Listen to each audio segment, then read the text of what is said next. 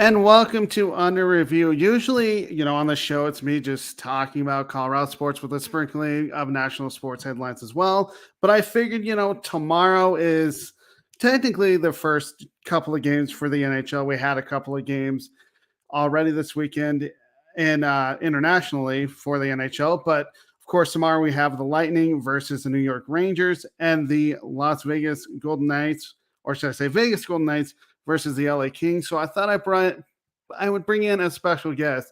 He's a host of Frank the Take podcast and journalist with Flyers Insider, Frankie James. So welcome onto the show. Oh, except for there. Now you're unmuted. Look at that screen, man. We're looking close as ever. So, like I said, you're a journalist for Flyers Insider. I mean, yeah, FlyersInsider.com. This is my 5th year doing stuff with the Flyers. It's a dream come true, really. I played for about 18 years. I got to play like a junior B level. So, being able to cover the team, what more could I say? Hockey's been a lifelong everything, really. So here we are, and now I get to talk to great guys like you, Jordan. Yeah, exactly. I mean, it's been an interesting offseason. I mean, we'll get to that in a little bit, but I mean, with the Avs winning the Cup and then really quick offseason. I mean, usually the NHL ends in first week of June, and now we're sitting here October 10th, and yet when it ended last year, almost July, it just seemed like a quick offseason. Well, you guys congratulations, by the way, man. I mean, Colorado is one of those teams that, when last time they won it, you had guys on the squad that like Peter Forsberg and Patrick Waugh, Adam Foote, Valery Kaminsky, Joe Sakic. I could continue on. A bunch of Hall of Famers that, you knew Ray Bourque, and obviously you and I had that conversation before, guys that you want to see when a core that was stuck together. And it was really similar to this team because these guys have been together for a little bit now. Obviously with the minus of Adam Duchesne and once again, you and I have had that conversation. You guys were celebrating a lot, so I'm sure it was going to fly by. I really was. I mean, the best thing was to see where the guys took the cup. I mean, internationally, actually, I was surprised that Eric Johnson, I thought he would retire at the end of the year, but he kept it in Denver. It kind of makes sense because he got traded from, Minnesota or St. Louis or Minnesota to get St. Louis, I believe. Yeah. Yes, there you go, St. Louis. In division, I mean, it was just amazing to see how happy he was. I thought, oh, this is the end for him. But we have been partying. I think we're finally ready to raise that banner, although we're not playing tomorrow because there's a concert that they couldn't, Who's in town? It's Panic at the Disco, actually. I looked that up. I was like, oh, right. Yeah. Little Panic at the Disco. I was a fan of them. Yeah, they're a good band, but now we get to celebrate opening night, and that'll be the last hurrah. And of course, lots of changes for the Avs, but you know what? That's for all teams. Yeah, for sure. And I'm pretty pumped up at the seasons here. Preseason is one of those things where it's just the waiting game. But this preseason for the Flyers obviously was much different because there was a lot that was wanting to be seen. But hockey's back, and I'm ready. I'm ready. It's really exciting, especially as with us being the defending champs, defending our title. And of course, football we thought we'd be pretty good at, and of course we haven't been that well. I mean, I know we're 2-3, and that's a conversation for a different day. Especially, by the way, I'll have Jennifer Matthews Lewis, who's also part of Sideline Sports Network, on Friday talking about actually her Carolina Panthers, who just fired their coach. But I mean, it's very exciting. We're excited for the Avs, but going to your team, the Philadelphia Flyers, you guys hired John Tortorella on June 17th. I mean, it kind of makes sense. You got rid of Vigilante, who was let go after an 8-10-4 start. And then Mike Yeo didn't have the results with your team trying to improve. Of course, getting them to 17 wins, 36 losses, and 7 overtime losses. I think it's a very interesting hire with John Tortorella. I mean, this guy has so much NHL experience with 1,383 games for Tampa Bay, Columbus, and New York, as well as Vancouver. Vancouver was basically a pit stop. He was there for 1 year. Yeah, the hiring of John Tortorella is one that obviously was talked about, and one that also not a lot of people were crazy about. Lots of people's minds have been changed. Me personally, I was okay with the hire. There were other candidates out there that I liked, and there was also a coach out there that wasn't even mentioned that I kind of liked, and that was Dan Bylsma, who's the assistant head coach for the Seattle Kraken AHL team. I liked him because he kind of fell off the radar at the Pittsburgh, but I thought he was a damn good coach, and I thought that maybe it could have worked out. But realistically thinking, John Tortorella is main focus has to be the accountability of players and making them work harder. You're going to start seeing the veterans shift out. JVR is on his last year of his deal. He is not coming back. He shouldn't have even been signed anyway. I mean, that money they're putting in for him to stand in front of the net like a big gloop. And I'm off the record, so it's okay. He's going to be able to get these kids ready. And that's another thing. He's going to play them, and we're finally going to be able to see the youth of this team. What do we have? There's a lot of players, and we'll dive into them, that have surprised me, that have played pretty well and are showing some good bright spots.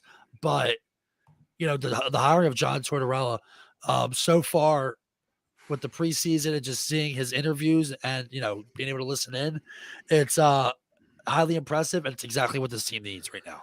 The thing that I personally, granted, I don't deal with John Tortorella like you do, but I've just seen a lot of interviews. He kind of reminds me of a Bill Belichick. The reason why I say that is because his answers are pretty short and he gets to the point. If you don't ask him a question, he's going to let you know about it. I thought it was a pretty good hire just because he does have NHL head coaching experience. Like you said, Bylsma, great coach. Yeah. Why isn't he in the NHL? That's my main question. I wish I could answer that because, like I said, he really fell off, and I got to talk to Mr. Yo, Josh Yo, Pittsburgh Penguins writer for The Athletic. Great guy, great conversation. We were just going, man, the takes and the content was just incredible. Definitely go check him out. I'm looking forward to having a conversation with him this year. You never know, it could be on your show. Maybe we'll see. You let me know, brother. Yeah, for sure. Yeah, so we talked about him, and then we kind of got into it. Like, man, he just really fell off the radar after he was let go at Pittsburgh. I'm surprised, that he isn't around anymore. I really am. I mean, I have no answers for it, not with the Penguins, but maybe that's something I can look into for your fan base. Yeah, exactly. I mean, it's crazy to think that a Stanley Cup champion coach is multiple. Exactly. I believe he has multiple. I mean, after he left, it was Sully's job, and he just got a nice deal.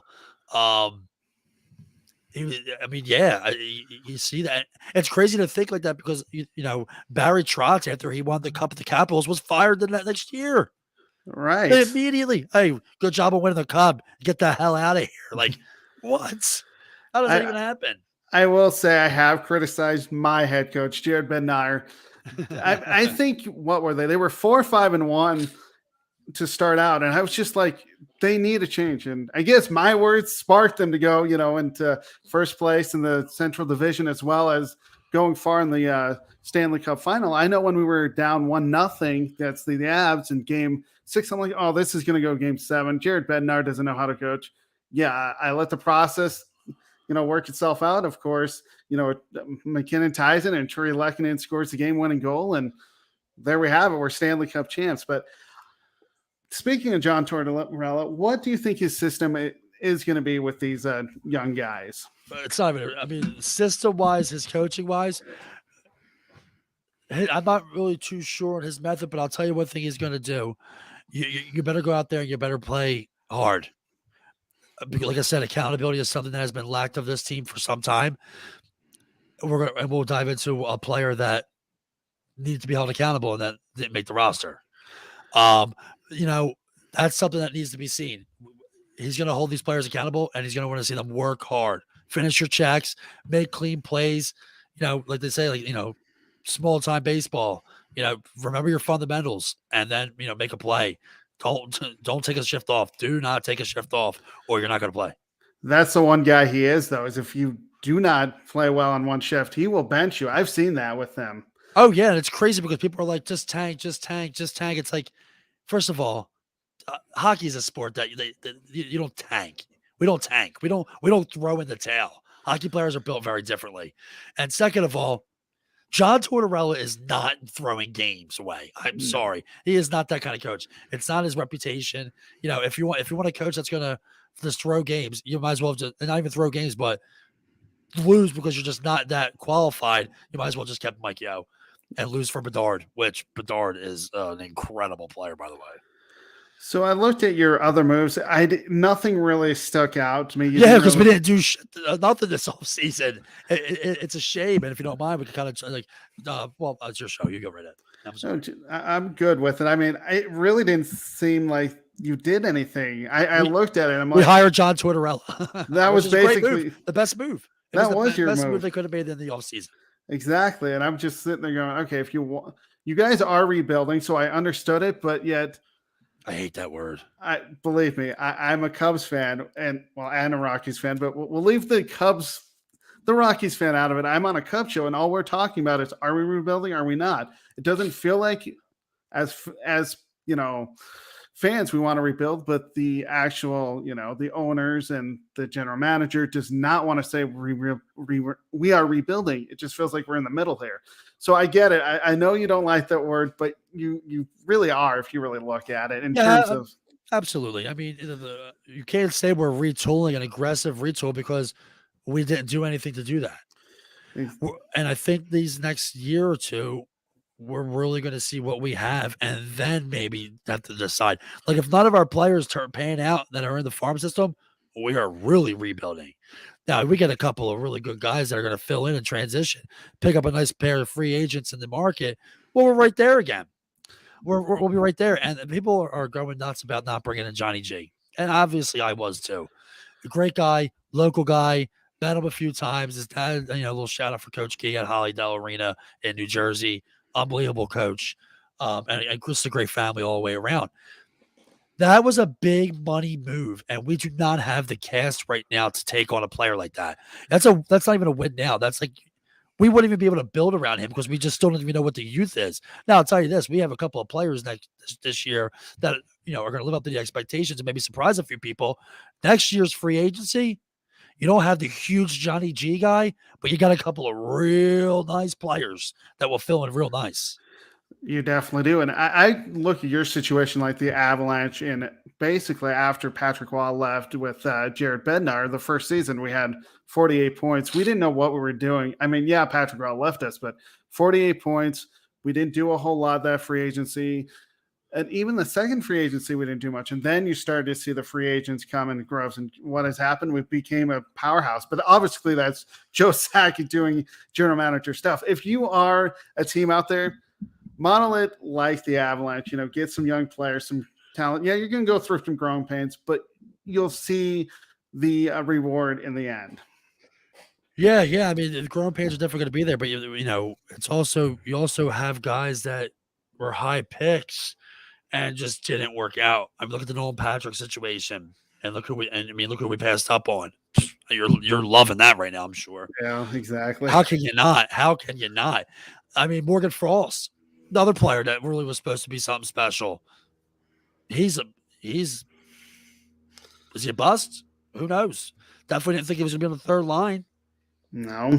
So going on to the preseason, I know I don't put a lot of stock in actually NHL preseason. I put more stock in other preseasons, but you guys went 1-4-1, scored 8 goals, gave up 6 goals. I was going to say assists. My mind's obviously on points.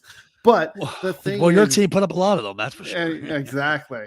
So how much stock should we really put in the preseason? Because I watched, the Avalanche, and I saw games with like maybe 3 regulars, 4 regulars. Finally, against Dallas, they put out on, I want to say Saturday or Friday, they put in all the guys and they were playing well together. So, how much stock should we actually put on to preseason? Well, it really depends. It depends on a couple of things. One, obviously you cover the team. I put a lot of stock into it. Two, depends on your situation with your team. So with the Philadelphia Flyers, actually I'll say this: with the Colorado Avalanche, you're ready for season. Oh, You're yeah. ready. You're ready to take the crown and see what you can do. Teams like Philadelphia Flyers, it's very important. We need to see what we have. There's a lot of question marks about this team. We need to see who's going to back up Carter Hart. We need to see who's going to do what. Is Wade Allison healthy? We need the Cates brothers. Like, how are they going to pan out? How are these players panning out? And there were some huge decisions that were made because of the preseason. So I think it's really important, but I do think it depends on the team and the team situation. And of course, one of those big decisions was getting rid of Cam York, which I was really highly surprised. I can tell you're not happy with it. But I mean, this is a young guy, but do you think this was John Tortorella's decision or the general manager's decision? I've been following Cam York before he was drafted. I am a huge Cam York supporter. I'm a huge Cam York fan. Man, I get goosebumps talking about him. I've been watching this kid for a while. Great hands, puck moving ability is sensational. His vision is absolutely incredible. I think he has potential to be the number one defenseman on this team, better than Provorov. But 2 different defensemen. Provorov is more of a shutdown defenseman, while Cam York has offensive upside and can also, really move that puck clean and crisp. I was surprised, not of the decision, more or less. I mean, of course, I was surprised that, especially because we're lacking so much in D. No Ryan Ellis. Why not? Cam York played 30 games last year with the Flyers and 10 points, but he really looked clean. I mean, a guy like that already put that much time in with the team last year is almost a shoo-in. But accountability. He slacked. He lacked off. He didn't go the extra mile. He played well, but didn't go that extra push. And he is now not on the roster because of it. John Tortorella decision, and I have to say, I almost had to support it. You always got to support your coach's decisions. I know there's a lot that I go through with Jared Bednar before, obviously, we won the cup, where I'm like, why did you send this guy down? Why is he going down to a top guy going on to the second or third line? I get it. You do have to support him, but it just a surprise just because Cam York is a young player. He needs to get his feet wet in the NHL, but I get it. I think he had it. I mean, his feet were wet. It comes with, you don't take time off. You do not take time off. You can't do it. Especially with John Tortorella, who has a Stanley Cup pedigree too. That comes with it. If it gives me a little worrisome because I hope, and I haven't had the opportunity to actually got to talk to Cam yet. But I hope it comes off like that. He's not, too big for the game, more or less. It's about the logo on the front, not the name on the back, to Coach Herb Brooks, one of the best around. Fantastic movie, by the way. I cry every time I watch it. It's hard not to. It's a good. It's movie. hard not to. Yeah, I mean, it's an incredible movie, incredible line.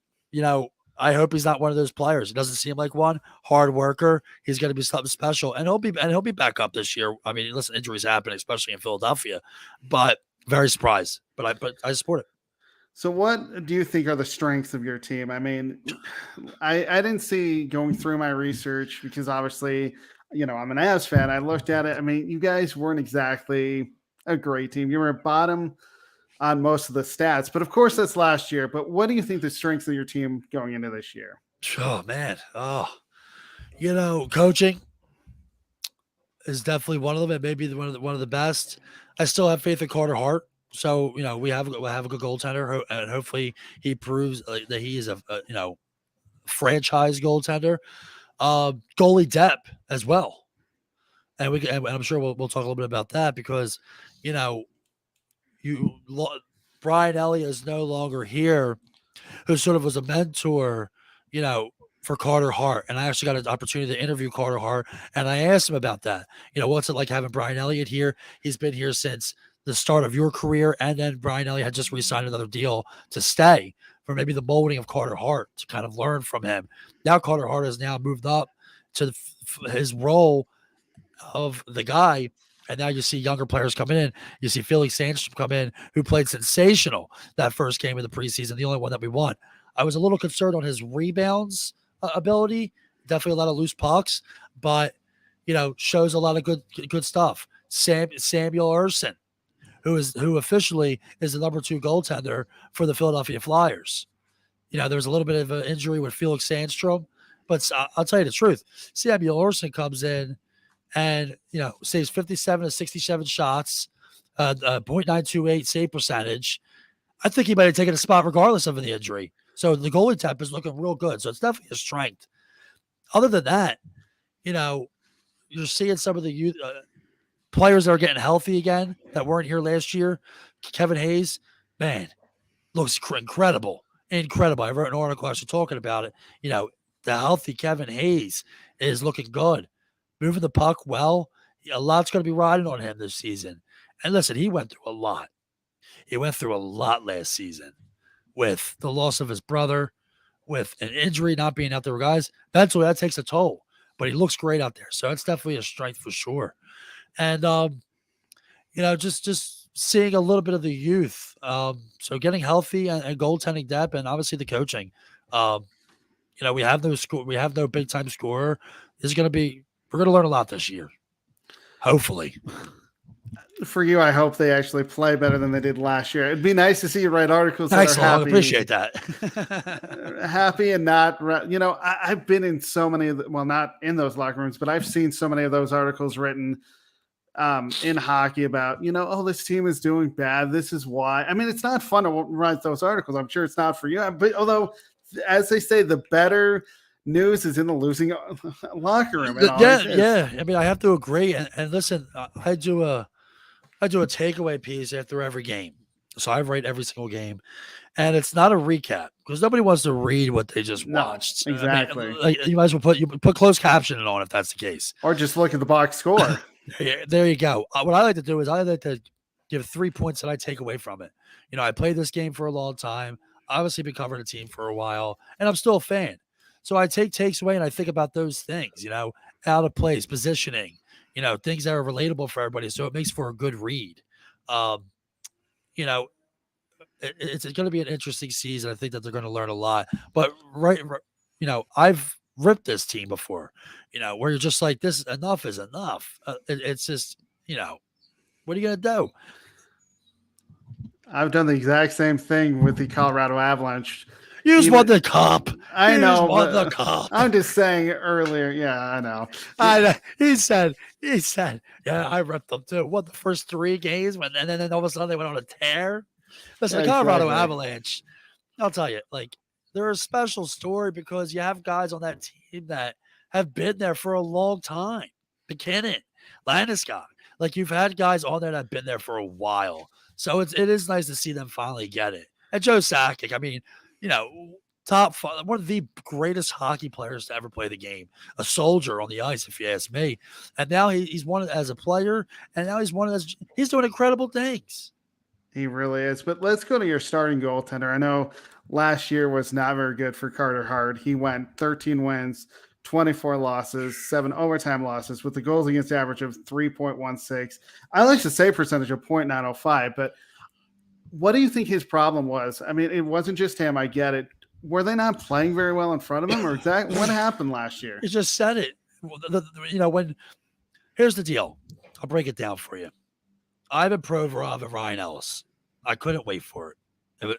We controlled the rights of Ryan Ellis for 5 years. He was going to be able to mold and gel with Ivan Provorov, and it was going to look like a damn good duo. Ryan Ellis gets hurt, and history shows it. When Ivan Provorov doesn't have that top tier guy, he doesn't play all that well. Look at how he did with Niskanen, career year, and then Niskanen retires, rightfully so. He's a Stanley Cup champion, and then you get Gustafsson in there. Oh my God! You know what I mean? It just didn't work. Provorov was exposed. Ryan Ellis comes in 4 games, and they look good, but you still couldn't really tell. Ivan Provorov needs a complementary player, and it's a shame because I think Ivan Provorov has been exposed. But the defense as a whole, absolutely. Absolutely, it's flustered. Bad plays happen on the D. Now your goalie has to sell you out. That's why he's facing 37 to 42 shots a game. That's a lot. So that's 8% is quite impressive. Another issue with Carter Hart. Now the focus on Carter Hart. It's tough for him to rebound back after letting up a goal. And that's something you don't want to see from a goaltender. You're damn right you don't want to see that. But I've noticed that with him. And let me tell you something. I said it from the get-go. Carter Hart came up 2 years early. I believe that he came up a year or two early, but they needed a goalie. I mean, the Philadelphia Flyers haven't had a franchise goalie since who? Since Ron Hextall? That would be the only name that I could think of. I mean, you have Roman Czechmanik here for a little bit. Yeah, you had the Beasley, John Van Beesbrook. But in 2010, your best year, and it was 20 years, you had Michael Layton and Brian Boucher. It was a duo, back and forth. Those were your goaltenders. So you almost forced Carter Hart to, into a role that he was ready, starting goaltender. Hell yeah, look what he did with Team Canada. But maturity level, the big show, the big dance. Maybe he wasn't ready for it. And I've said that for a while. But, got to focus, keep your posture. There are no more excuses for Carter Hart. That makes sense. I mean, it is kind of a make or break a year for him. But of course, like I just said, you have to I don't know about making or breaking because he ain't going nowhere. Well, that's true. But realistically, I mean, shit, if Samuel Ersson plays well, last thing we want is I'm going to set a quarterback controversy because we know they're Philadelphia. We've seen one of those before too. We don't want to see a goaltending controversy. And the media, and I can speak for it, The media and the fan base have a lot of control, a lot of say. They start stirring the pot, and next thing you know, we have a goaltending controversy. It's the last thing you want on a team where they're trying to find an identity. That's definitely true. I mean, the Avalanche we're going to get into that in a minute. We just won the cup. I know, but we're going into I know.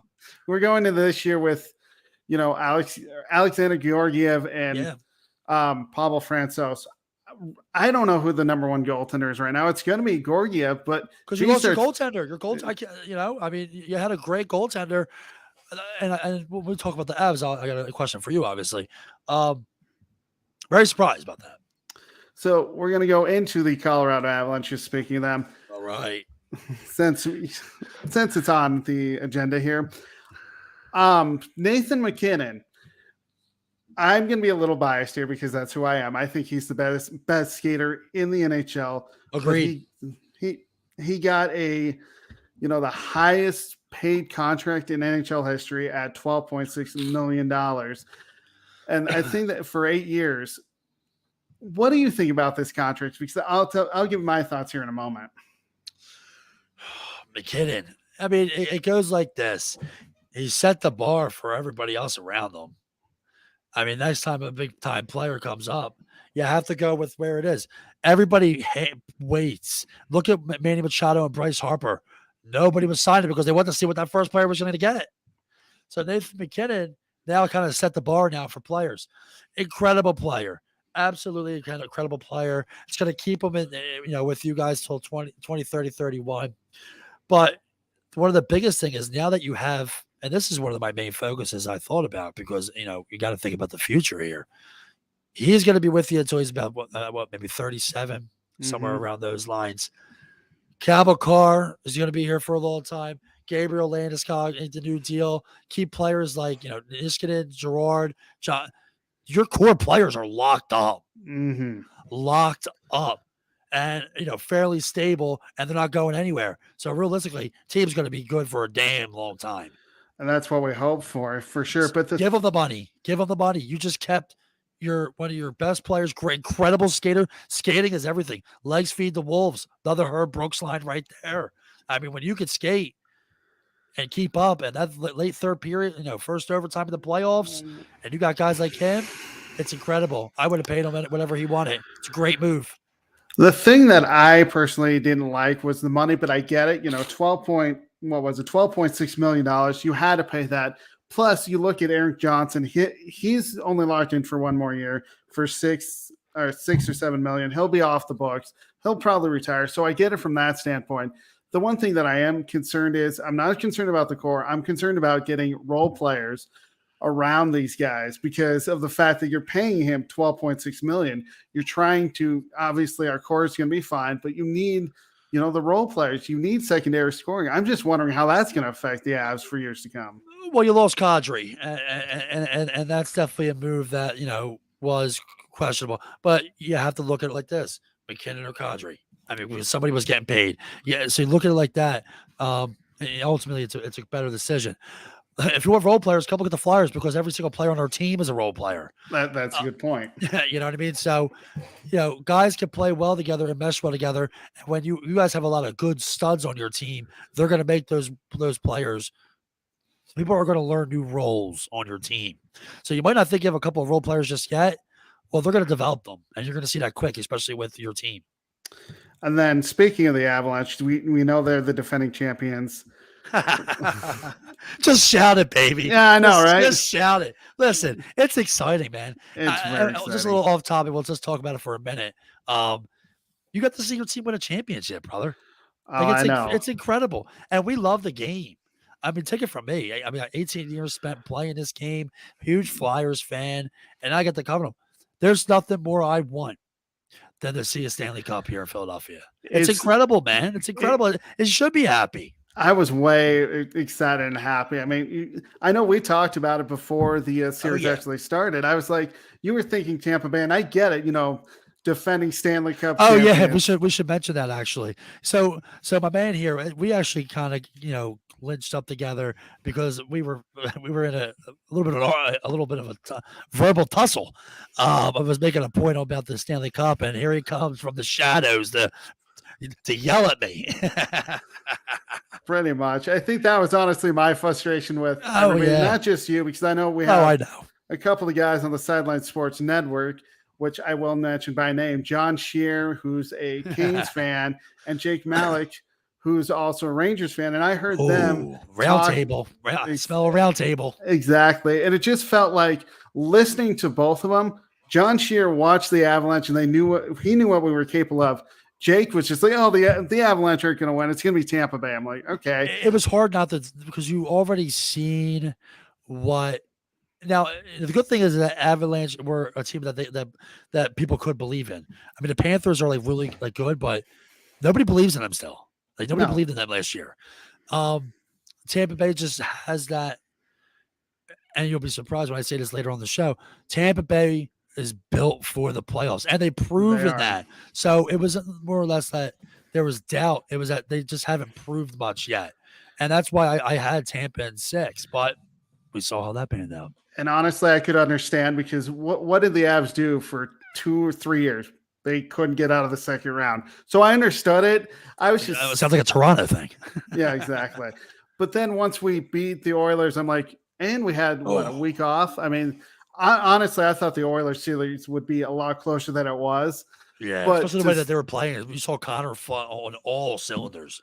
Well, and then you had, if you look at their team, Connor McDavid and Draisaitl. Evander Kane.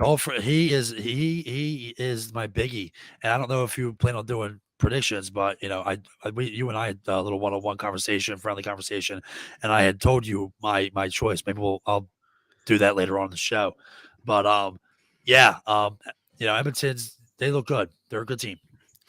But then I look at this year and the Avalanche. My main concern, we just talked about their offense.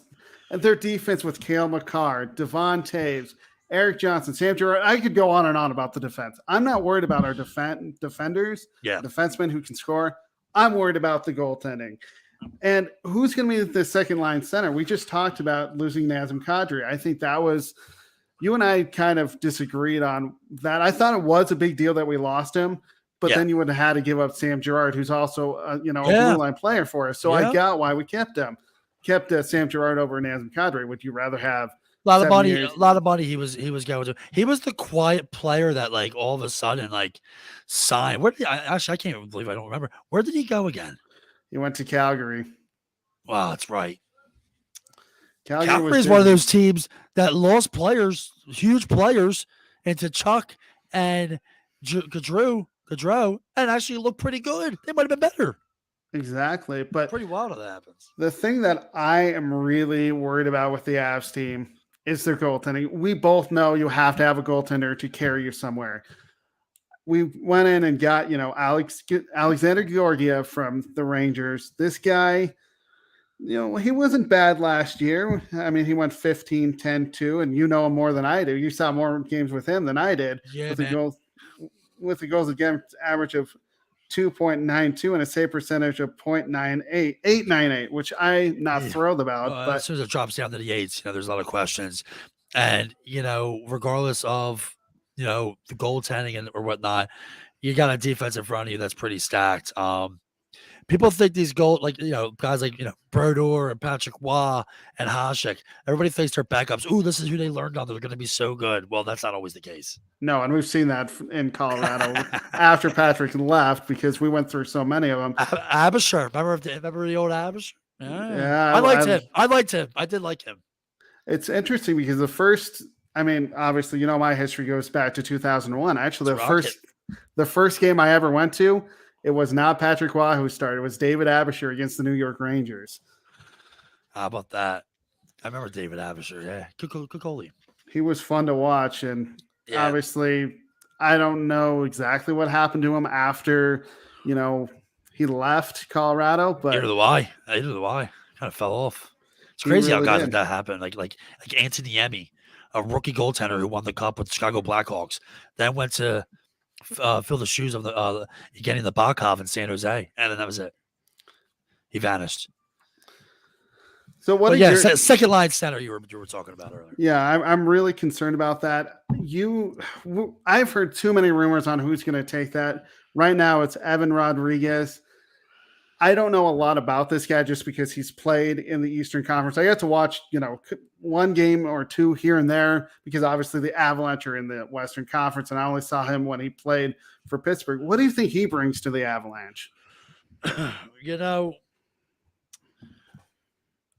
I support the move with putting him at 2C. Listen, Kadri's gone. You have to fill the shoes. He had a decent year last year. But the good thing is he's being put in a position where he's going to be able to succeed, win faceoffs, and just play your position and put your stick down.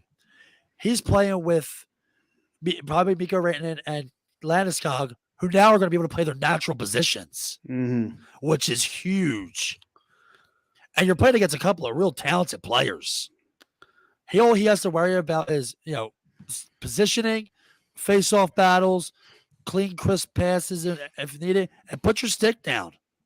And look at who he played with Pittsburgh: Sidney Crosby, Malkin. I mean, he already played with star players, so he knows how to play with them. Love it. 2C, I could see why that would be questionable, but why not? He's played with star talent. He's played with two of the best, good goal scorers as well. He's got a simple job, and realistically, he's had. Hockey's a great sport. It's a tough sport. We already know that. No simple job in it, but when you get to play with Sidney Crosby for a while, and now you get to come here, and get to play with guys like Mikko Rantanen and Gabe Landeskog. I mean, shit. Just keep the stick down. I know. Right? Exactly. That's as simple as that. Win faceoffs, clean positioning, know your role, and I think good things will happen. I completely agree. I saw an interesting article with Jared Bednar that said Alex Newhook would actually get a chance. I think he's better at third line center. I don't want him on the second line. Still a little too green. So we're going to get into a little NHL preview. And the thing is there's always a surprise team this year. Yes, there is. Who is your surprise team for the NHL this year?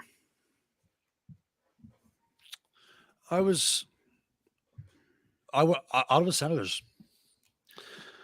Ottawa Senators and probably Columbus Blue Jackets, but are people going to be surprised if they do well? I mean, listen, those two teams right there made some incredible moves. They did exactly what they needed to do.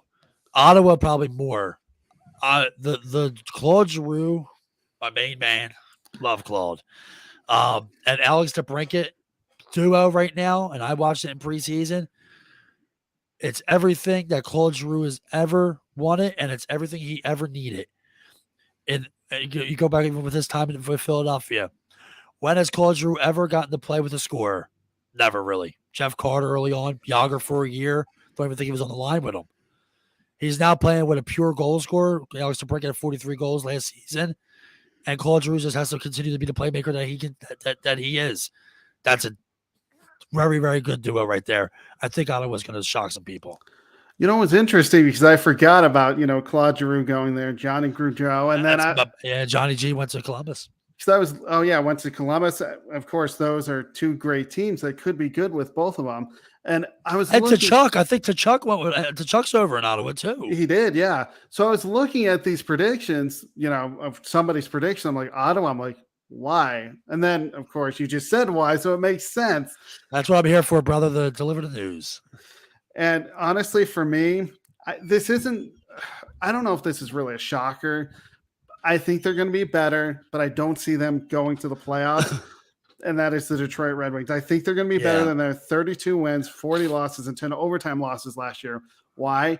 Because of Steve Yzerman and what he's building in that town. It's taken a long time. It's probably taken a lot longer than a lot of people. It's taken a long time. You guys, you got Bertuzzi over there. I got to shoot photos for the team last year at the Detroit game. You got guys like Dylan Larkin, and they are starting to not age, of course, but you got the decisions will be made when contract time comes, and you got it's taking a long time. And it's crazy because they were a team that was in the playoffs for last 120 years. I mean, they were always in the playoffs, always. And now look.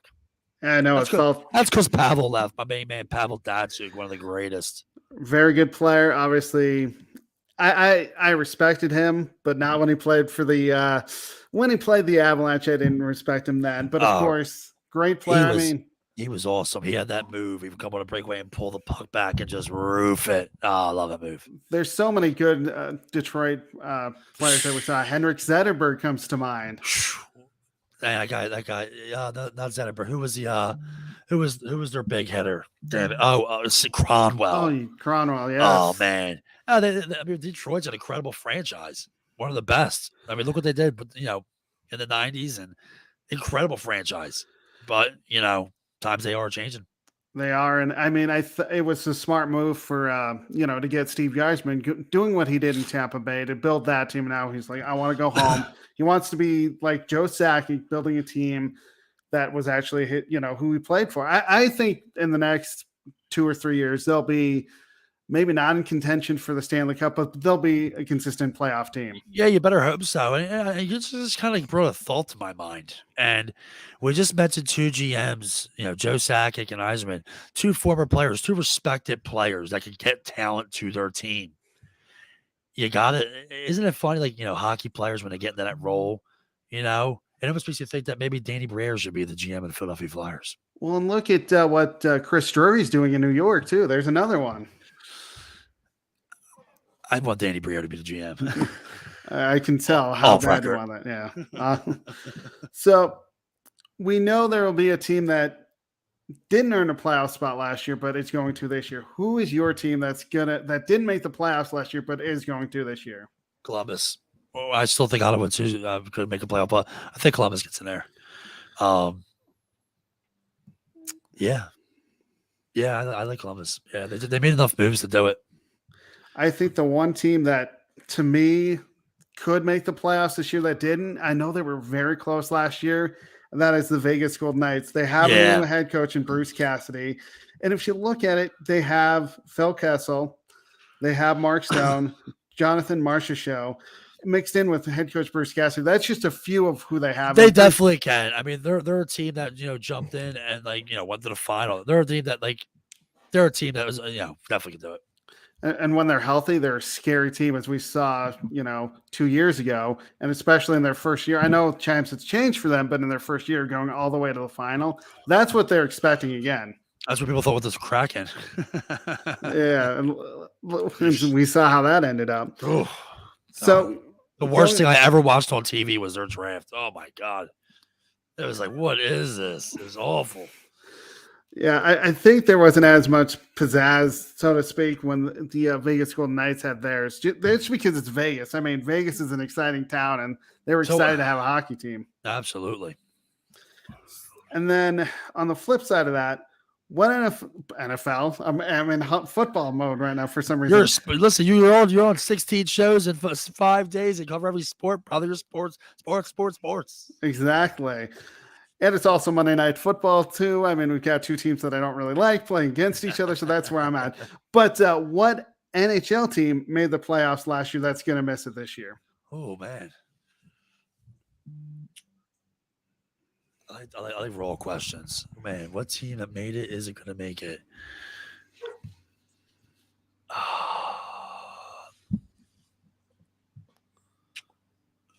Interesting.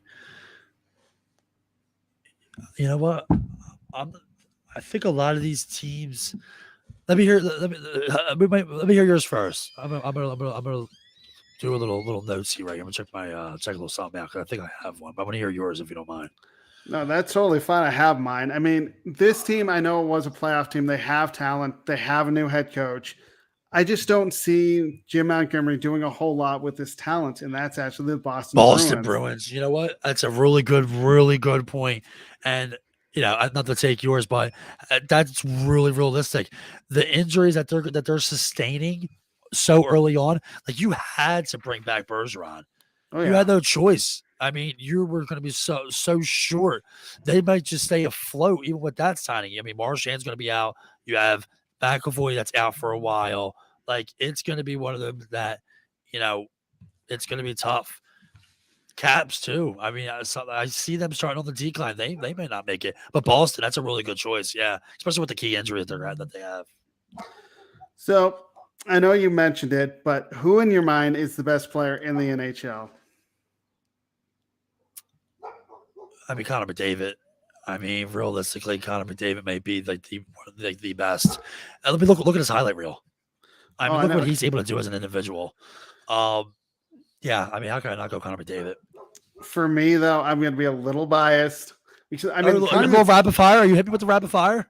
That'll be next. All right. and we'll get into this in the rapid fire.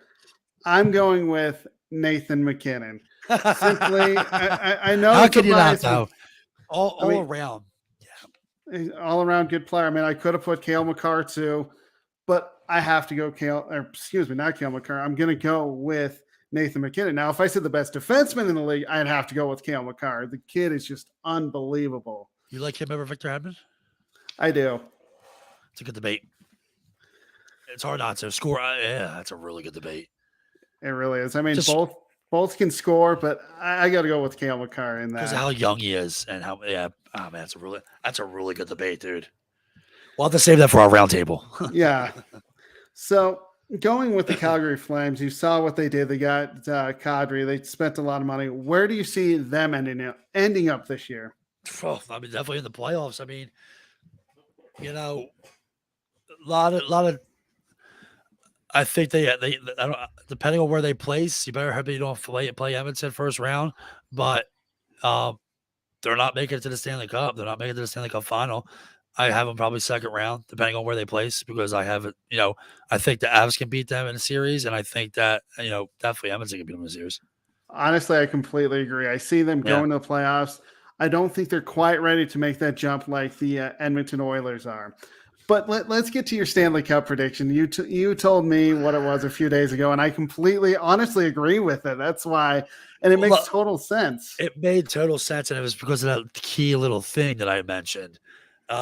Stanley Cup, I have Edmonton Oilers and New York Rangers. The jump that Connor McDavid has made in the playoffs has been sensational. The fact that they now have a goaltender is going to be a huge thing. It's what they always needed. And the New York Rangers, I mean, look what they did last year. They realistically may have they had Henrik Lundqvist for how long, and they may have a goaltender in Erskine that might be better. But the one thing about the New York Rangers is, they're a damn good team, and we're a winner or two away from going to the final. Is I truly believe that they're going to make a huge push for Patrick Kane, and if Patrick Kane gets on that team, look out. And it makes a lot of sense because I've heard Patrick Kane going to the Rangers. I've seen him going to the Avs. Personally, I don't want Patrick Kane. It's not because of what he brings to the table. We're already talented. Here's what it Claude. I remember you and I were talking. You're like, "Hey, man, realistically, how close was Claude coming out?" I was like, "Listen, it was number 2, man. Yeah, it was number 2." I heard so many rumors about Claude Giroux. I wish he would have went to you guys. I really do. I wanted to win a cup. He deserves it. He really did, but then again, who would we have gotten rid of? That's the question I have, because we would have gotten rid of a little too much talent, and I don't know exactly what pieces were put into place. But I know when I did, that was the Flyers that did that, man. We talked about that. That was the Flyers that, like, they were just trying, like, they didn't look out for Claude. The thing that I looked at too is when I heard that he decided not to come here. It was kind of a relief, because finally he went to Florida. Don't get me wrong, Florida was kind of a good place if you looked at the standings, but they were number one. They won the President's Cup, and it shows you how important it is to win the President's Trophy and how important it's not. And they got spanked, dude. I was surprised. They did not look good. I mean, the Avalanche, they could have done it, but you know what we did? We rested our main guys at the end, towards the end of the season. We're like, you know what? We have home ice advantage for the Western playoffs. Yeah. Do we really need it for the Stanley Cup playoffs? No, and it proved that. And you guys have core players locked up. You could have been giving up a core player. Exactly. I mean, I wonder. I would have been nice. Yeah, we got Tippett. I'm excited to see what he does. I mean, he's a player that everybody's been eyes are going to be on, because you gave up Claude Giroux for him. You need him to succeed. The nice thing is Joe Sakic was smart enough to say, we don't need a Claude Giroux. Let's go out and get a Tori Lehkonen.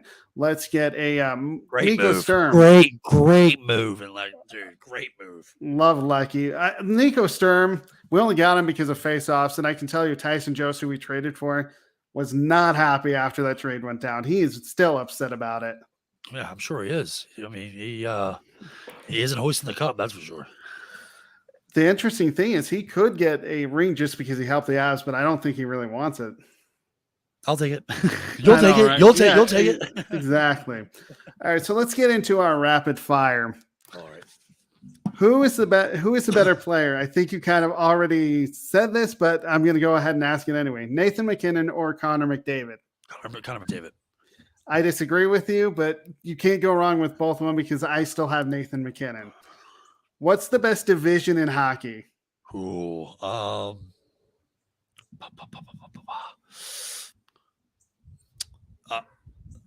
Man, that's really good. I'd probably go. Actually, what's your probably your division? I would completely agree with Minnesota, Chicago, and Nashville. Yep. Best current rivalry in the NHL. Flyers, Pittsburgh. That makes sense. I would have to go, honestly, Flyers, Capitals. Really? Really? Oh, man, I like it. I mean, I can't be mad about it. But the Flyers-Pittsburgh rival, go back to 2012 and those playoff series, man. Incredible. Just, oh, man. I was talking to Josh Yeo about it, and, like, he said that 2012 playoff series was his favorite of all time to cover. It was incredible. Hartnell did the Hulk Hogan thing, and we ended up beating them pretty good that series. Yeah, Flyers, Pittsburgh, nothing like it. I'm on a tandem right now that I want to see them at Happy Valley in Beaver Stadium playing an outdoor game at Penn State. That'd be awesome. It would be nothing. Oh my God, I'm getting goosebumps. Here it is, the first episode of Goosebumps for the day. That'd be a dream for me. Big Penn State guy. Who's the better defenseman, Cale Makar or Victor Hedman? I'll go Cale Makar because of his age, and I think he's already on a Hedman level, but he's so much more younger. So my last rapid fire question, it's two former goaltenders for the Avalanche who are not on the Avs anymore. Who has a better year, Philip Grubauer in Seattle or Darcy Kemper in Washington? Darcy Kemper, because he has good defense and he has some good scoring. He's going to get more wins. I agree. I will say, though, Seattle does have Andre Burakovsky, which I'm still sad to see him go. But like we said, salary cap, you have to do that. You have to let people go. Yes, you do. But Frank, tell everyone where they can find you and follow you. Oh, man, you can find me everywhere. So flowersinsider.com is who I write for. Check out them, flowersinsider.com. I'm a busy man with them. I always have a lot of good content out there. My Twitter handle at Frankie's Desk. Just give it a type in, Frankie James. You can find me on there. I'm always active with the fan base. Love talking hockey. I got a podcast, The Frank the Tank Show. We've been running for a while. Give that a follow. We have it on Twitter at Tankin41, Facebook at Tankin34, and we go live. We do a live show, a lot of good fan interaction, a lot of good interviews. The Frank Tank podcast. So unless you're in Northeast Philadelphia, you can probably find me around there too. But yeah, if anybody, Flyers fan base, if you're down at the game, make sure you give me a hoot and a holler and let me know when you're there. So for me, obviously, you can find me at Sports Scoop One. I have a blog that I write Mondays through Thursdays with podcasts on Fridays where I talk about all sports. I try to include a lot of, Colorado sports, but that's sports-scoop.com. I also have a show that I normally do on Fridays, but since Frank was a special guest, we did it on Mondays, and it's under review. And I'm pretty sure I'm going to have Jennifer Matthews-Lewis talking about the Carolina Panthers. But Frank, thanks for coming on, and I look forward to having you on again. Oh, Jordan, this was a great time. You and I have been, did some battle, but made some good points and definitely developed into a good friendship. This was a great show. Yeah, have a good show. I couldn't be more happy to be here. Let's schedule that round table, man. Let's get the Kings guy. Let's get the Rangers, me, you, just cover everything and just, let's debate it up. Yeah, for sure. I mean, John Shear, come on over. You're a Canes fan. Jake Malik, definitely a Rangers fan. I know how disappointed you were, and obviously me as an Ads and a Flyers, we three, I should say, in Eastern Conference teams and one in Western. It would be great. I like it. I think it'd be good stuff. Let's do it. All right, it sounds good. I'll get right on that. But again, here for Under Review on the Sideline Sports Network, please check out our YouTube channel as well as follow us on Twitter. I believe it's Sideline Sports 1, where we have all of our shows, our content. Just please give us a follow. And until then, we'll see you next time.